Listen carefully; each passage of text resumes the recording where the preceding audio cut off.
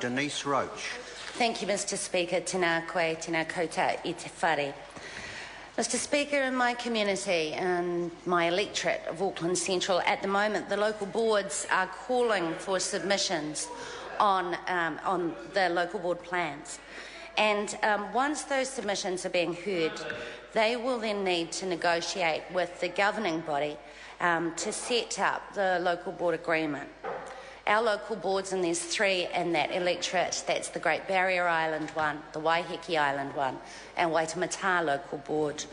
What they will do is they will negotiate, they will advocate, they will engage with our communities, they'll put forward ideas, and they will get a local board agreement. But they will not be able to do a whole range of things, including make decisions around how the rates are spent, or either make bylaws. We oppose this bill, Mr Speaker, because we don't see that local boards are the panacea for all ills in local government that the current government may have their concerns about. We don't believe this is going to fix anything, and certainly where I live, our local boards, although they do their very, very best, are not the same as councils being able to decide for themselves and for their communities how they will develop. We will also be opposing this bill because of the whole issues around development contributions. The ability for developers particularly to challenge how much development contributions shall be if they disagree that the development contributions that fit with the council purposes actually creates a huge amount of bureaucracy and turmoil for councils. The major winners in this situation will be lawyers and planners.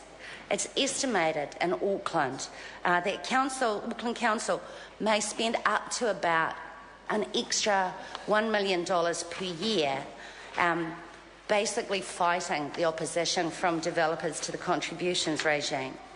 And Auckland Council also estimates that they could potentially lose around $3 to $4 million a year in development contributions if this bill goes ahead. And that means about $40 million over a 10-year period. Over 95% of submitters on this bill opposed this part of the bill around development contributions. And I think nearly every council raised their concerns about it. The main beneficiaries of reducing the development contributions is actually the developers. It doesn't reduce the price of houses that much, and the biggest losers in the whole equation are the councils. And there's also the issue of how development contributions can be spent. Developers create more than houses. They create homes and communities when people live there. And councils understand this. That's why they're concerned with the social well-being, the economic well-being, cultural well-being and environmental well-being of their citizens. The impact of the restrictions will be to restrict provisions for the infrastructure that actually makes a community and keeps it cohesive. The things like libraries, like swimming pools, like museums and reserves. On the weekend, Mr Speaker, on Waiheke Island, we had the opening of the Waiheke Pātaka Kōrero, our new library, which was 9 years in its creation, and it would cost around $5.1 million. That was not something that we could all have borne from our rates, from our 8,000 residents. And so, as a prized place for developers and people wanting to build there, we were able to build this through some of the development contributions that came our way.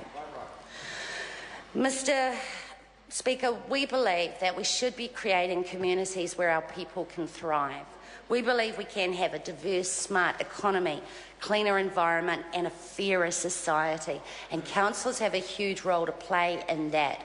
This bill undermines councils' ability to do that. We will be opposing it. Thank you. The Honourable Paseta Sam Lutuinga.